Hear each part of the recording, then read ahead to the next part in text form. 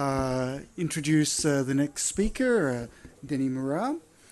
Denis is an astronomer at the Observatoire de la Côte d'Azur in France, and Denis has made lots of contributions to the organization of astronomy in France, and also has been the coordinator of the European Commission ERA net project called Astronet funded between 2012 and 2015.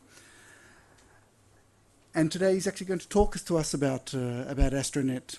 So thank you very much, Denis. I'll give you a couple of minutes warning. Okay, thank you, Mark. So thank you, and thank you for this invitation. I think this Open Universe is a very nice initiative, and I'm very happy on behalf of Astronet to participate to that. And I would like to say first a few words about what is Astronet. So Astronet is mainly a consortium of European funding agency, mainly focused on the strategic planning and coordination for European astronomy. So the key achievement of these last 10 years has been the preparation and the publication of the science vision for the European astronomy that was in 2007 and with an update in 2013.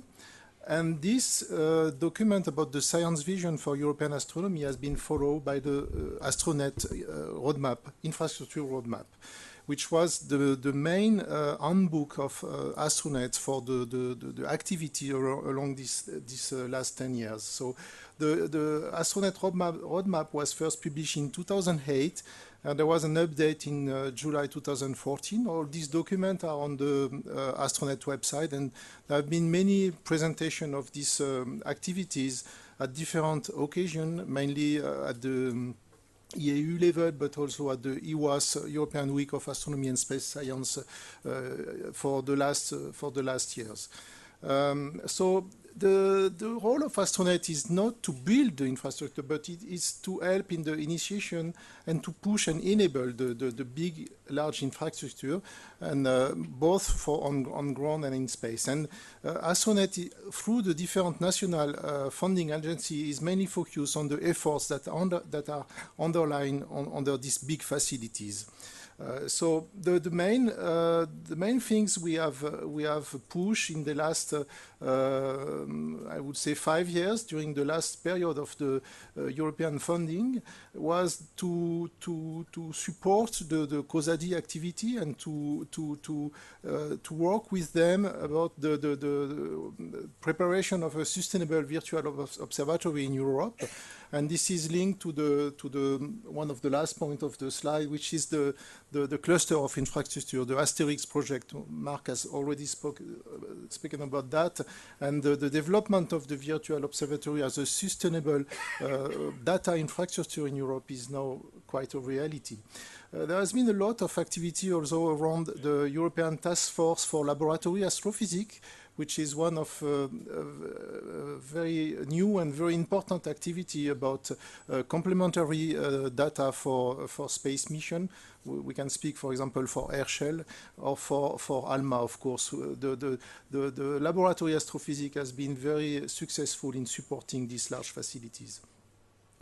We have also initiated work about software laboratory, astrophysical software laboratory, which the idea was to make a virtual laboratory about sharing astrophysical software that are for common usage for a large fraction of the community. In fact, this activity has generated mainly a report about the identification of about 8 general users codes for astrophysics, but we have not been successful in the correct implementation of these things. And again, there is a follow-up of this activity through the cluster of infrastructure Asterix with one of the work package inside Asterix. So that's something that is very interesting. More on the facility, there have been 2 very important activity about the European Radio Telescope Review Committee, and this has been done in close coordination with Radionet. we have organized a committee for the review of the radio astronomy in the 21st century and the preparation of the European radio astronomy at the era of SKA, of course. So there is a lot of recommendation, and I will speak now what we will do in the future. And we have continued the work on the coordination of European optical and infrared telescope, mainly through the link with, for example, Opticon, and the preparation of the extension of the time sharing of 2-meter class telescope, the extension from the 2-meter class telescope to the 4 or 8-meter class telescope when the ELT will arrive. And there has been also a very nice report about the complementary aspect around all these things, which was for the education and public outreach. This was managed by ESO mainly, and all this activity has already been successful in some implementation, but we have also a lot of recommendation from that. And now the work is mainly to implement the recommendation from the roadmap. This is the new situation. So Astronet, as an European funded project, ended in June 2015. And we have signed a new memorandum of understanding between the national funding agency. That was the goal of the last European funded Astronet. The goal was to make a sustainable, self-organization around between the national funding agency. So we have been successful in implementing this coordination with the signature of a memorandum of understanding between the national agency. And this memorandum of understanding has been first signed by ESO, CNRS, STFC, NWO, FW. FWO was acting also for FNRS in Belgium and INAF in Italy. So we have, from December, we have already received some accession requests from Bulgaria and Sweden. We have decided also for an observer status for ESA, that was requested as such, and for Ukraine, and we have expression of interest for many others European countries like Greece, Spain, Germany, Czech Republic, Portugal, Denmark. And the main aspect is about, for them, finding the correct way or having the legal representative to Astronet and the possibility of paying the accession fee. So the process is still open, but we are already started the activity. We have 2 permanent invitees, the link with the European Astronomical Society and the link with APEC, which is the counterpart of Astronet for the astroparticle physics. So the strategic objective is mainly the continuation of what we have done, but it's now more oriented toward implementing the recommendation of the roadmap and preparing the next one. So there is a big goal because there will be the new decadal survey in the US in a few years from now.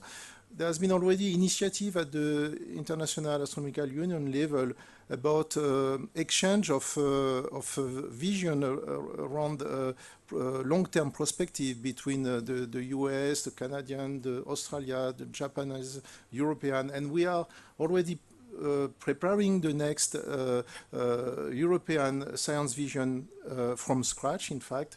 This is a work that is under the leadership of the STFC, the group, but that will be accelerating now in 2017 and 2018. The goal is to be ready by the end of this decenny and to be in phase with the decadal survey also. So the core of the activity will be this long-term strategy, a science vision infrastructure roadmap, but also enhance the coordination between the national funding agency to support the implementation of the recommendation also. It's not only making paperwork, but it's real activities. So, but we are considering also that this activities has to be put in the current framework of the future development. So there is a growth of the multi-messenger and multi-wavelength approaches. There is a growth also of the transdisciplinary aspect. There is a lot of links today with particle physics, with fundamental physics, with chemistry, biology, and we have to take all these things into account. And this is also true for data handling. There is also transverse activity between theory, simulation, high-performance computing, the problem of data management. We already speak a lot of that today with the virtual observatory, but not only. There is also the software and computing behind the data, so these aspects are under what we call the laboratory astrophysics.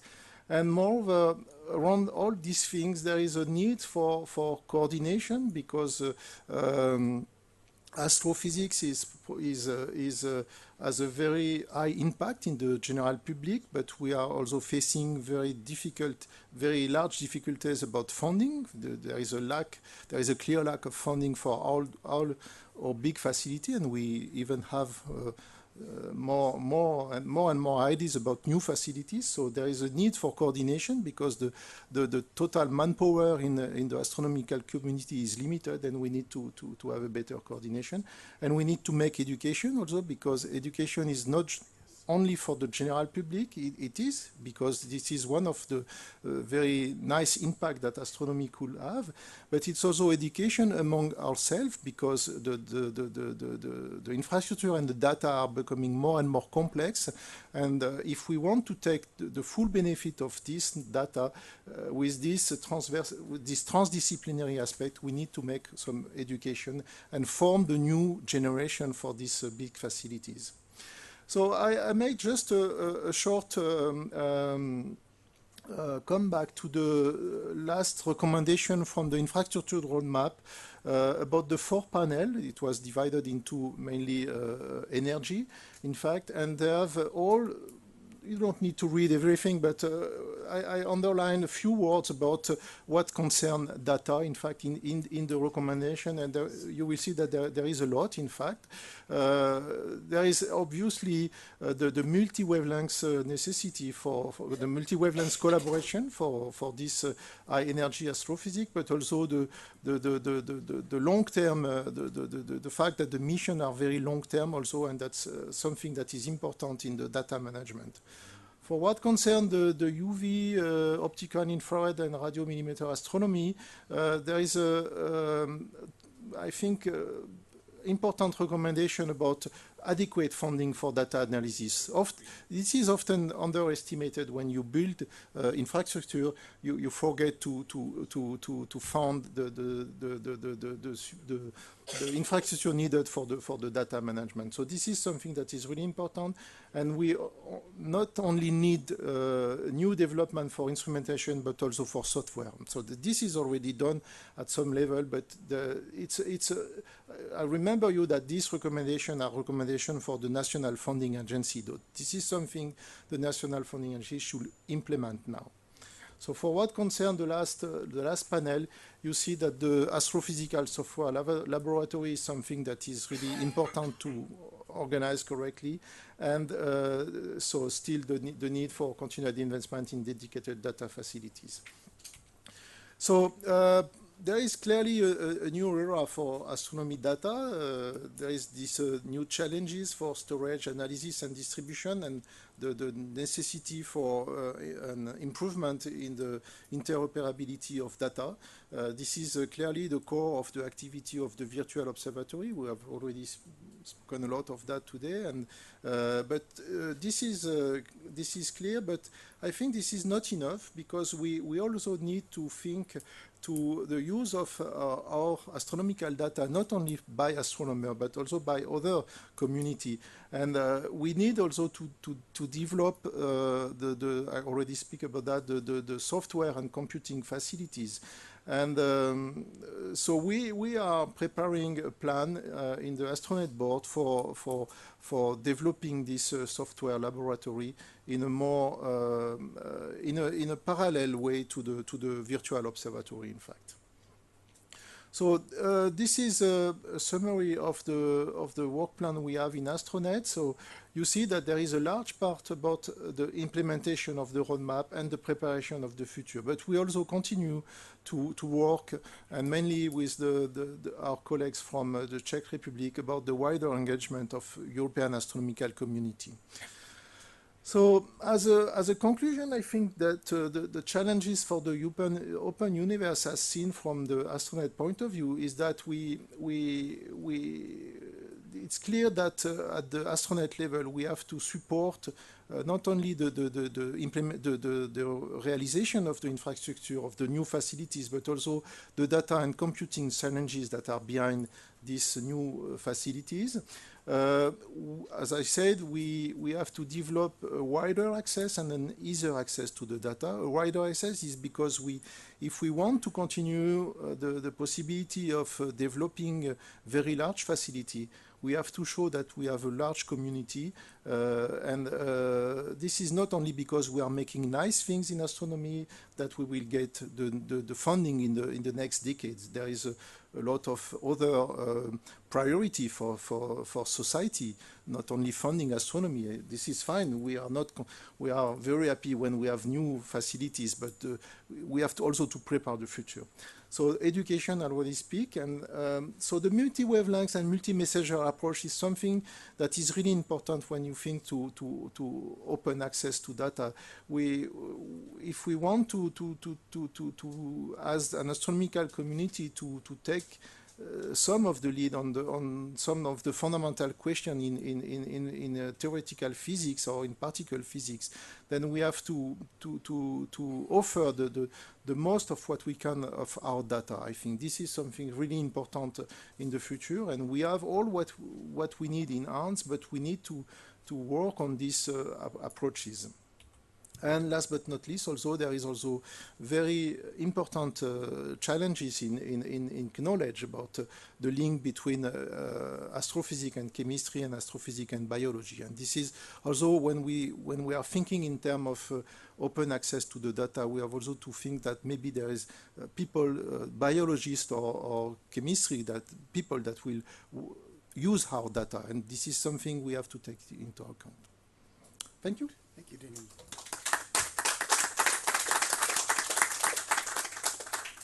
Okay, it's time for some questions. Fabio? Are you considering what's the astronaut approach towards initiatives such as the European Open Science Cloud? Well, yeah. So first of all, we are looking very closely with one of the work package inside Asterix, because this is something that is already well established with a nice work plan. And the goal we have within Astronet is to, because the Asterix, as such, the cluster of infrastructure will end in 2 years from now, and the goal for the national funding agency inside Astronet is to prepare the future after Asterix, and to have this possibility of implementing kind of astrophysical software laboratory as a permanent feature of where you could share codes and have the correct distribution of code, correct maintenance of codes, etc. Andy Pollock? Do you expect the memorandums of understanding to change policy in individual funding agencies? Have they undertaken to take your recommendations seriously? Oh, yes, it has been difficult in the past when we were under control by the European Commission to, for example, to organize common calls between agencies. But we have, in some sense, foster the collaboration between agencies to collaborate for a same objective. One of the nice example is the WIV spectrograph and the William Herschel telescope for the Gaia survey. This is quite late, of course, but it's a part of the possible success of will be also something that was generated by astronauts. So in the past, we were mainly in the